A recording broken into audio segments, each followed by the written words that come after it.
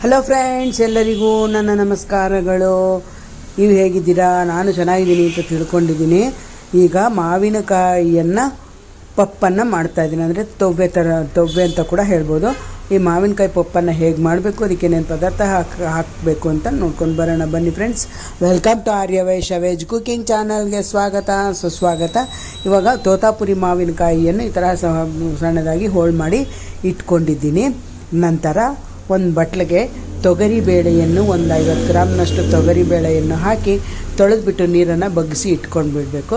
ನಂತರ ಒಲೆ ಮೇಲೆ ಕುಕ್ಕರ್ ಇಟ್ಟು ಒಂದು 2 ಲೋಟದಷ್ಟು ನೀರನ್ನು ಹಾಕಬೇಕು. ಬೇಳೆಗೆ ಎಷ್ಟು ಬೇಕೋ ಅಷ್ಟು ನೀರನ್ನು ಹಾಕಿ ನಂತರ ತೊಗರಿಬೇಳೆ ತೊಳೆದಿಟ್ಕೊಂಡಿರುವಂಥ ತೊಗರಿಬೇಳೆಯನ್ನು ಹಾಕಿ ಮಾವಿನಕಾಯಿಯ ಹೋಳನ್ನು ಕೂಡ ಹಾಕಿ ನಂತರ ಒಂದು ಸ್ವಲ್ಪ ಎಣ್ಣೆಯನ್ನು ಹಾಕಬೇಕು. ಎಣ್ಣೆ ಹಾಕಿಬಿಟ್ಟು ನಂತರ 1/4 ಟೀ ಸ್ಪೂನ್ನಷ್ಟು ಅರಿಶಿನ ಕೂಡವನ್ನು ಹಾಕೋಣ. ಅರಿಶಿನ ಹಾಕಿಬಿಟ್ಟು ಕುಕ್ಕರ್ ಮುಚ್ಚಳನ ಮುಚ್ಚಿ ಕುಕ್ಕರ್ ವಿಷಲ್ ಕೂಗೋವರೆಗೂ ಬಿಡಬೇಕು. ಈಗ 3 ವಿಷಲ್ ಬಂದಿದೆ. ಇವಾಗ ಒಲೆಯನ್ನು ಆರಿಸ್ಬಿಟ್ಟು ಕೆಳಗೆ ತೆಗೆದುಬಿಟ್ಟು ನೋಡ್ತಾ ಇದ್ದೀನಿ. ನೋಡಿ, ಇವಾಗ ಬೇಳೆ ಬೆಂದಿದೆ, ಚೆನ್ನಾಗಿ ಬೆಂದಿದೆ. ಇದನ್ನು ಸ್ಮ್ಯಾಶ್ ಮಾಡ್ಕೊಂಡು ಬಿಡೋಣ. ಸ್ಮ್ಯಾಶ್ ಮಾಡ್ಕೊಂಡಿದ್ದಾದಮೇಲೆ ಚೆನ್ನಾಗಿ ಬೇಳೆ ತುಂಬ ಚೆನ್ನಾಗಿ ಬೆಂದಿದೆ, ಮಾವಿನಕಾಯಿ ಕೂಡ ಮೆತ್ತಗೆ ಆಗಿದೆ.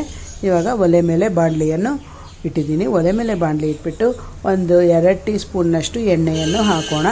ಎಣ್ಣೆ ಕಾದ ನಂತರ ಸಾಸಿವೆ ಕಾಳನ್ನು ಹಾಕಬೇಕು. ಸಾಸಿವೆ ಕಾಳು ಪಟ್ಪಟ ಅಂತ ಸಿದ್ದಿದ್ದಾದಮೇಲೆ ಜೀರಿಗೆಯನ್ನು ಹಾಕಬೇಕು. ಸ್ವಲ್ಪ ಜೀರಿಗೆ ಕೂಡ ಹಾಕ್ತಾಯಿದ್ದೀನಿ. ನಂತರ ಜೀರಿಗೆ ಹಾಕಿಬಿಟ್ಟು ಹಸಿಮೆಣ್ಸಿನ್ಕಾಯಿ ಒಂದು 3 ಹಸಿಮೆಣ್ಸಿನ್ಕಾಯಿಯನ್ನು ಹಚ್ಚಿ ಇಟ್ಕೊಂಡಿದ್ದೆ, ಅದನ್ನು ಹಾಕ್ತಾಯಿದ್ದೀನಿ. ಕರಿಬೇವಿನ ಸೊಪ್ಪನ್ನು ಕೂಡ ಹಾಕಬೇಕು. ಕರಿಬೇವಿನ ಸೊಪ್ಪನ್ನು ಹಾಕಿಬಿಟ್ಟು ಸ್ವಲ್ಪ ಹಿಂಗು ಹಾಕಬೇಕು.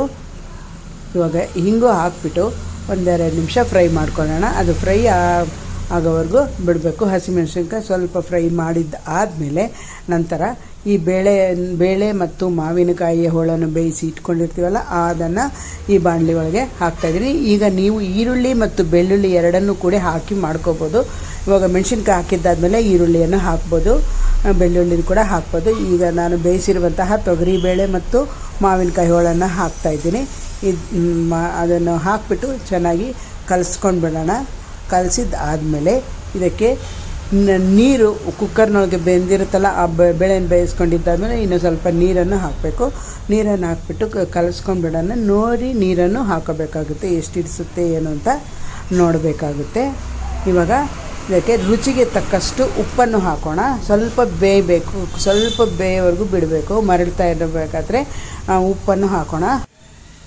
ರುಚಿಗೆ ತಕ್ಕಷ್ಟು ಉಪ್ಪನ್ನು ಹಾಕಬೇಕು. ರುಚಿಗೆ ತಕ್ಕಷ್ಟು ಉಪ್ಪನ್ನು ಹಾಕಿ ಚೆನ್ನಾಗಿ ಮರಳೋವರೆಗೂ ಬಿಡಬೇಕಾಗುತ್ತೆ. ಚೆನ್ನಾಗಿ ಮರಳ್ತಾ ಇರಬೇಕಾದ್ರೆ ಕೊತ್ತಂಬರಿ ಸೊಪ್ಪನ್ನು ಸಣ್ಣದಾಗಿ ಹೆಚ್ಚಿ ಇಟ್ಕೊಂಡಿರುವಂತಹ ಕೊತ್ತಂಬರಿ ಸೊಪ್ಪನ್ನು ಕೂಡ ಹಾಕಿ ಮರಳಿಸಿದ್ರೆ, ಕಲಸಿಬಿಟ್ಟು ಮರಳಿಸಿದ್ರೆ ಮಾವಿನಕಾಯಿ ಪಪ್ಪು ಅಂದರೆ ತವ್ವೆ ಕೂಡ ರೆಡಿ.